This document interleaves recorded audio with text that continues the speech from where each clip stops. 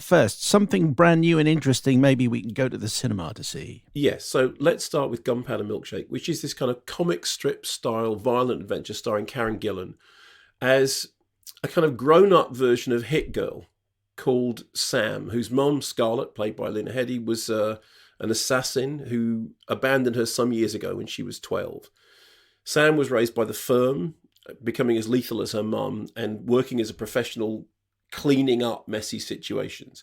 Paul Giamatti is her boss, who sends her to take out a man who's apparently been stealing from the firm. But it turns out that the guy's motives were actually to protect his daughter, who Sam then takes under her wing, thus putting her at odds with her former employers. So at the same time that her mum resurfaces, the threesome end up going to seek refuge with the librarians. And the librarians are a team of women who serve up weapons in books. Here's a clip. You get to live.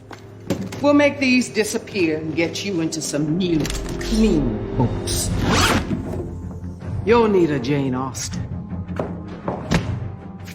A Charlotte Bronte. And a Virginia Woolf. Oh, and an Agatha Christie.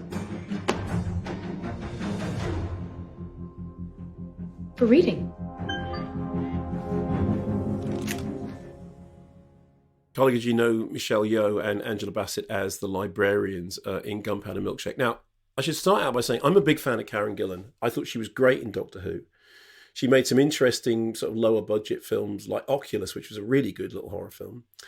Held her own in Guardians of the Galaxy and then Avengers movies. Proved her comic chops in those 2 Jumanji reboots, both of which were so much better than any of us had any right to expect. Now gets her very own ass-kicking star vehicle. And I use that term because behind all of these kind of movies, there is kick-ass.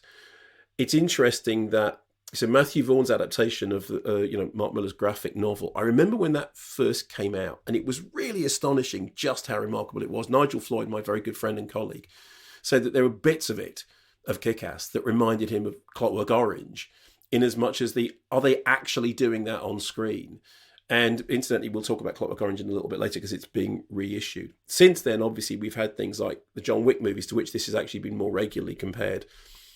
But for my mind, the stylization is closer to the screen adaptation of Kick-Ass, from the diner, which is where the milkshake idea is first introduced, to settings like the library, which is pure graphic novel as cinema. Everything is as color-coded as a graphic novel strip panel.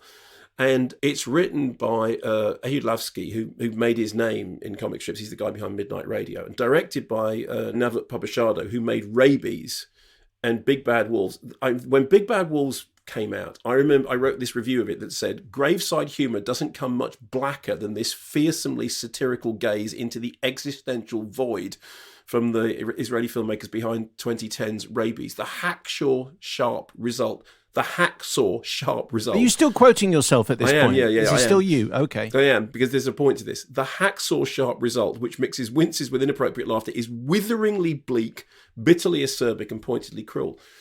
So the director cites, obviously Hitchcock, Leone, Kurosawa, but also Michael Mann, Luc Besson, Tarantino, Jackie Chan, Buster Keaton. So all the obvious hit points. So cine-literate director, immersed in big screen pulp fiction, writer, with graphic novels background, moving from strips to feature films, kick-ass star who parlayed a career in Doctor Who into becoming something of a fantasy film mainstay.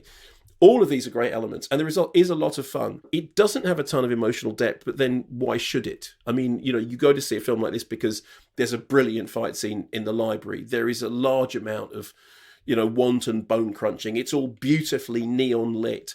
And there's a scene in the bowling alley, which is always a plus as far as I'm concerned. It's on Sky Cinema and it is in cinemas. The only thing I'd say is this, it's not, and this is the reason why I mentioned Kick-Ass, it's not Kick-Ass because almost nothing is.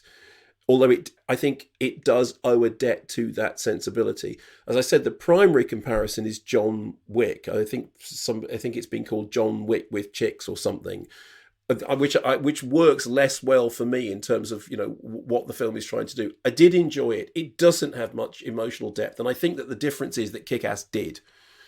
Also, it's not as shocking or as jaw-dropping. It doesn't have any moments in it that are genuinely jaw-dropping, but it is entertaining and it is good fun. And I do think, hooray for Karen Gillan, because her career has brought her to this point and she's ready to take on this kind of role. So it's fine. And I haven't seen the film, but choosing a title for a movie, it's like choosing a title for a book, which is something I'm more familiar with.